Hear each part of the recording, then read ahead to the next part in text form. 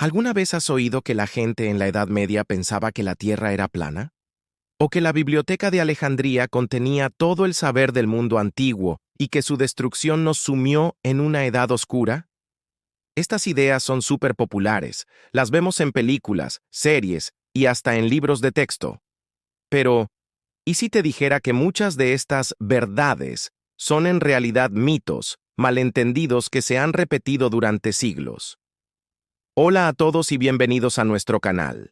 Hoy vamos a viajar en el tiempo para convertirnos en detectives de la historia. Juntos vamos a desmentir algunos de los mitos más comunes sobre los libros y el conocimiento en la antigüedad. Usaremos evidencia histórica y arqueológica para separar la realidad de la ficción. Así que prepárate, porque lo que estás a punto de descubrir podría cambiar tu forma de ver el pasado. Empezamos. El primer mito, y uno de los más grandes, es la idea de la Edad Oscura.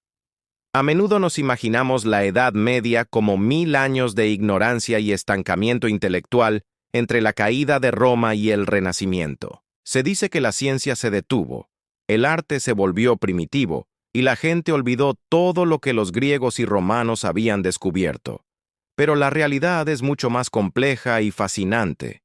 Es cierto que hubo grandes desafíos, como la inestabilidad política y las enfermedades. Sin embargo, llamar a este período oscuro es una simplificación injusta.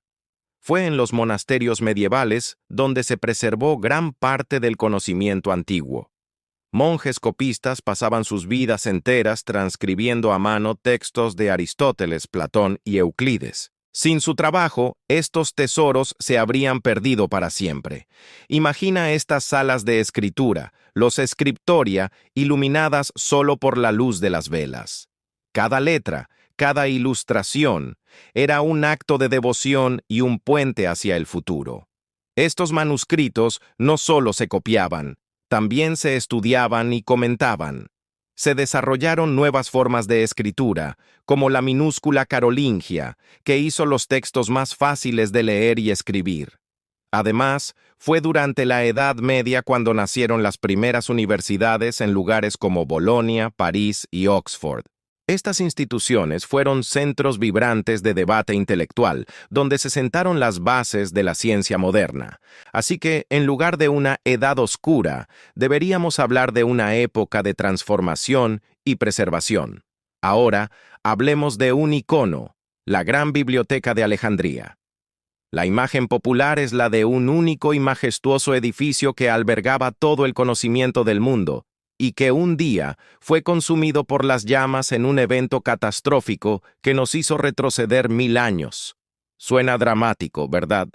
La verdad es que la destrucción de la biblioteca no fue un solo evento, sino un largo y lento declive que duró siglos. Para empezar, la biblioteca no era un solo edificio, sino un complejo de investigación llamado el Museion, que incluía varias colecciones de rollos. Nunca contuvo todo el conocimiento, aunque sí fue la más importante de su tiempo, con cientos de miles de manuscritos. Su decadencia comenzó mucho antes del famoso incendio de Julio César en el 48 a.C. Ese incendio fue accidental y afectó a unos almacenes en el puerto que contenían algunos rollos, no a la biblioteca principal. El verdadero declive se debió a recortes de presupuesto por parte de los gobernantes, purgas de intelectuales por razones políticas y el cambio gradual del papiro al códice, un formato de libro más moderno y manejable. A lo largo de los siglos, varias revueltas y conflictos en la ciudad dañaron partes del complejo. Para cuando llegamos al siglo IV, la gran biblioteca ya era una sombra de lo que fue. Su desaparición fue más una muerte por 1000 cortes que un único golpe mortal. La idea de un gran incendio apocalíptico es una leyenda creada mucho después para simbolizar la pérdida del saber clásico. Y esto nos lleva al tercer mito, que la gente antes de Colón creía que la Tierra era plana. Nos encanta la historia de Cristóbal Colón como el genio solitario que luchó contra una iglesia y una sociedad ignorantes que pensaban que se caería por el borde del mundo. Pero aquí está la verdad. Los eruditos han sabido que la Tierra es redonda desde la antigua Grecia. Pitágoras, en el siglo VI a.C., ya lo había propuesto. 200 años después, Aristóteles ofreció pruebas observacionales, como la sombra redonda de la Tierra sobre la Luna durante un eclipse y cómo las estrellas cambian su posición a medida que viajamos de norte a sur. Pero el genio que realmente lo clavó fue Eratóstenes, en el siglo III a.C. Era el director de la Biblioteca de Alejandría, por cierto. Usando un palo, la sombra del Sol y un poco de geometría, calculó la circunferencia de la Tierra con una precisión asombrosa, con un margen de error de menos del 2%. Este conocimiento nunca se perdió realmente en la Edad Media. Autores influyentes como Beda el Venerable en el siglo VIII escribieron claramente sobre la esfericidad de la Tierra. Entonces, ¿de dónde viene el mito? Se popularizó en el siglo XIX, gracias a escritores como Washington Irving, que en su biografía de Colón embelleció la historia para hacerla más dramática y heroica. La idea de un Colón visionario luchando contra la superstición encajaba perfectamente con la narrativa de progreso de la época. El verdadero debate de Colón con los sabios de la corte española no fue sobre si la Tierra era redonda, sino sobre su tamaño. Colón, basándose en cálculos incorrectos, pensaba que el planeta era mucho más pequeño y que podía llegar a Asia navegando hacia el oeste. Los expertos de la reina Isabel tenían razón. El viaje era mucho más largo de lo que él creía. Tuvo suerte de encontrarse con un continente en medio. Otro mito persistente es el del libro encadenado. Visualizamos bibliotecas medievales donde todos los libros estaban atados con pesadas cadenas de hierro, como si el conocimiento fuera un prisionero peligroso. Se interpreta como un símbolo de cómo la Iglesia controlaba y restringía el acceso a la información. Si bien es cierto que existieron los libros encadenados, su propósito era exactamente el contrario de lo que se piensa. Las cadenas no eran para restringir el acceso, sino para garantizarlo.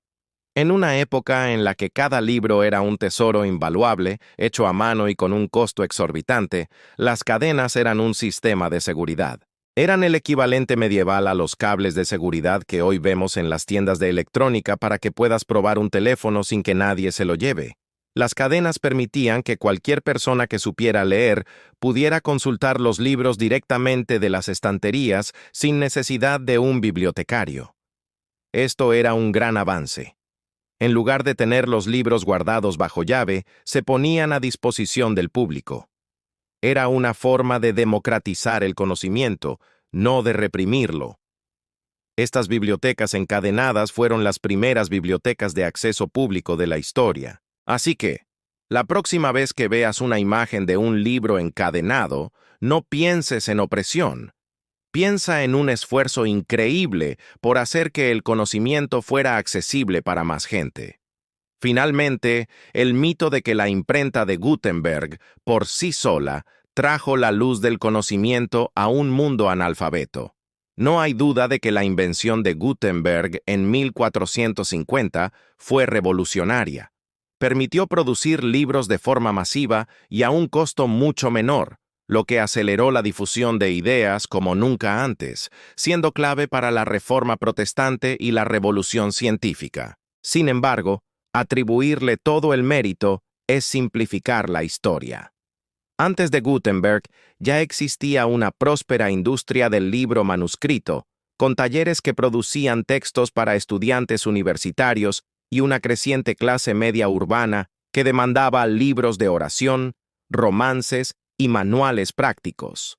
Además, la tecnología de impresión con bloques de madera ya se usaba en Europa para imágenes y textos cortos, una técnica que venía de China, donde se inventó siglos antes. La imprenta no creó la sed de conocimiento, sino que la satisfizo y la amplificó a una escala sin precedentes. El impacto no fue instantáneo. La alfabetización tardó siglos en extenderse a la mayoría de la población. Al principio, los libros impresos imitaban a los manuscritos, e incluso se dejaban espacios en blanco para que los iluminadores añadieran las iniciales a mano. La invención de Gutenberg no fue un interruptor de luz que acabó con la oscuridad, sino un catalizador potentísimo en un proceso de cambio cultural que ya estaba en marcha. Entonces, ¿por qué persisten estos mitos? Porque son historias sencillas y poderosas. Nos dan villanos claros, como una iglesia opresora, y héroes claros, como Colón el Visionario. Simplifican la complejidad del pasado en narrativas fáciles de recordar, pero al hacerlo perdemos la riqueza y los matices de la historia real, una historia llena de personas como nosotros, que luchaban, innovaban y preservaban el conocimiento en circunstancias muy diferentes a las nuestras. La historia no es una línea recta de progreso desde la oscuridad hacia la luz. Es un camino sinuoso, con avances y retrocesos, con ideas que se pierden y se redescubren. Desmentir estos mitos no se trata de quitarle mérito a grandes figuras o eventos, sino de entenderlos en su contexto real. Al hacerlo, no solo aprendemos más sobre el pasado, sino que también nos volvemos más críticos con las historias que nos cuentan hoy. Espero que este viaje a través de los mitos del conocimiento te haya parecido tan fascinante como a mí. La próxima vez que escuches una de estas historias, tendrás las herramientas para cuestionarla y buscar una verdad más profunda. Muchas gracias por acompañarnos en esta aventura. Si te ha gustado el video y quieres seguir descubriendo los secretos que esconde la historia, no olvides darle a me gusta, suscribirte al canal y activar la campanita para no perderte nuestros próximos episodios. Déjanos un comentario contándonos qué otro mito histórico te gustaría que desmintiéramos. Nos vemos en el próximo video.